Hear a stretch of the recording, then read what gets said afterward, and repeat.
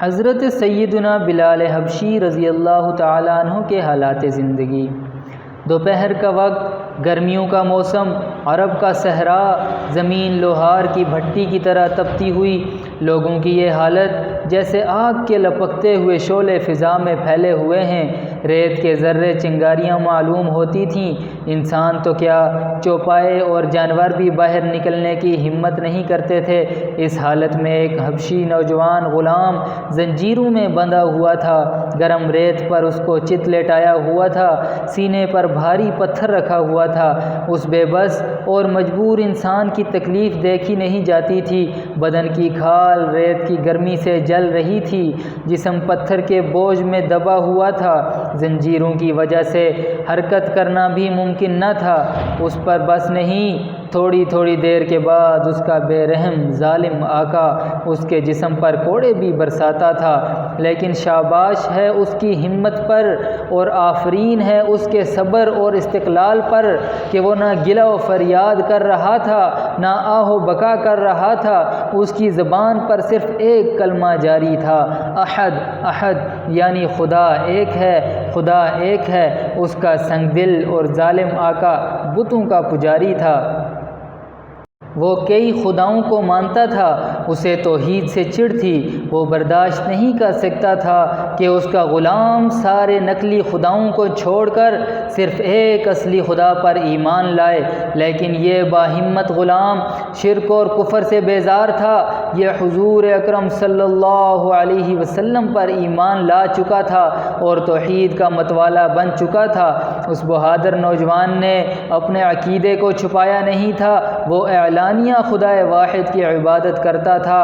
اسی لیے اس کا مالک جو مشرک تھا اس پر ظلم و ستم ڈھاتا تھا۔ اس کی کوشش تھی کہ یہ حق سے منہ موڑ لے اور نبی پاک صلی اللہ علیہ وسلم سے اپنا تعلق توڑ لے، لیکن غلام کو یہ بات منظور نہ تھی۔ اس کو یقین تھا کہ یہ اذیت و تکلیف چند روزہ ہے، اس کی کوئی اہمیت نہیں، اصل زندگی آخرت کی زندگی ہے۔ مومن غلام کے ساتھ یہ ظالمانہ سلوک کوئی ایک دو دن کی بات نہیں تھی۔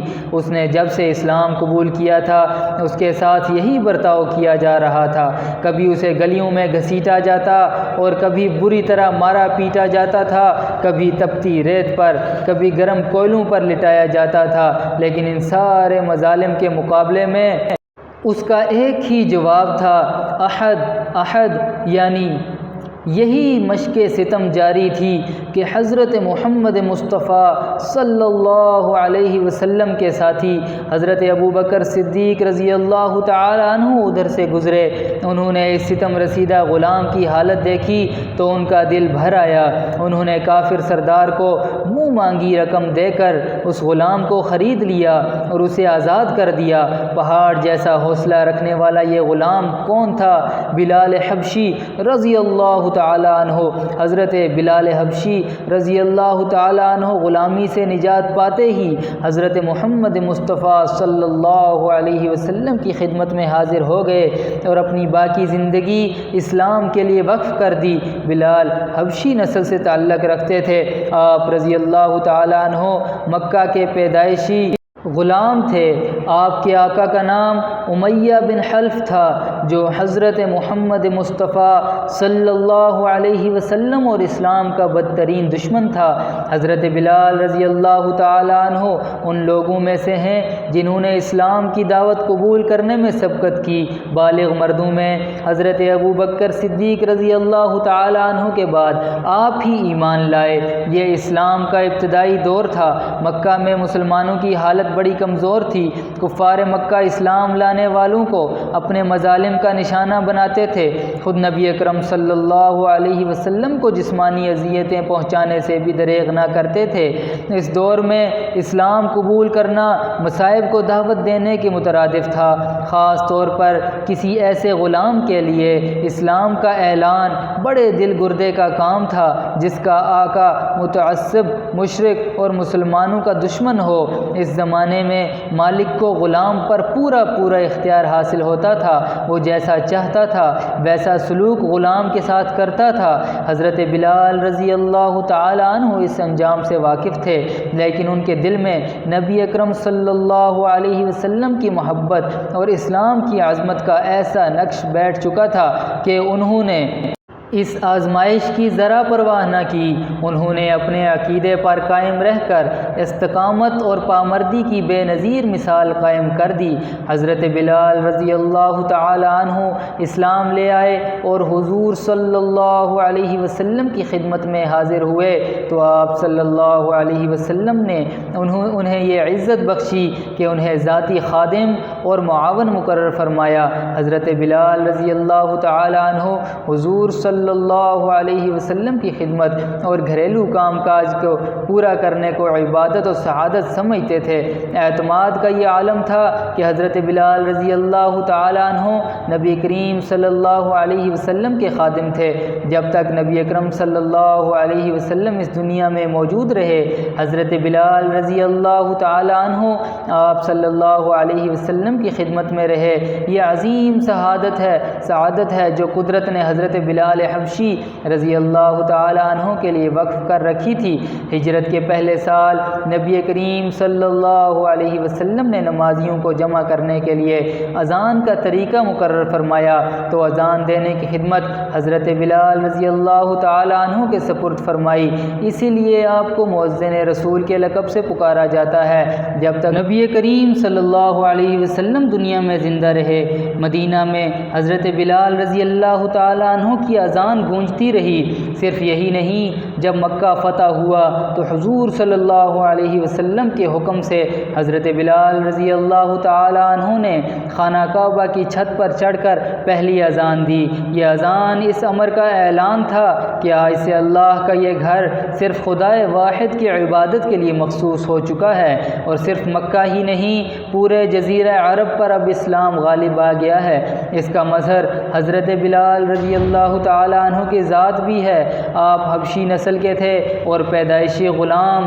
اس دور میں عرب کے سبھی قبائل بالخصوص قریش مکہ میں خاندانی عصبیت اور نسبی تخافر کا جذبہ حد درجہ موجود تھا۔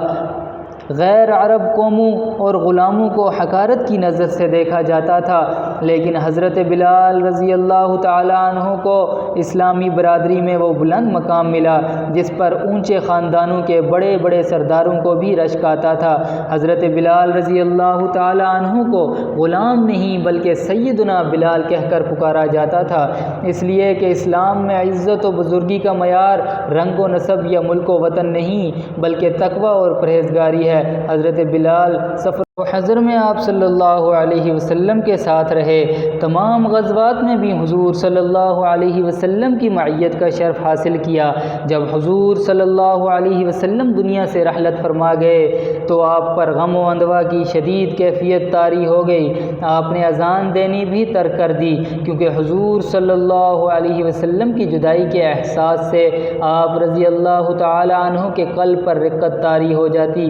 ایک مدت اسی درد و غم کی حالت میں گزارنے کے بعد آپ اسلامی فوجوں کے ساتھ ملک شام کی طرف چلے گئے اور جہاد میں حصہ لینے لگے، اور وہیں دمشق میں آپ کا انتقال ہوا۔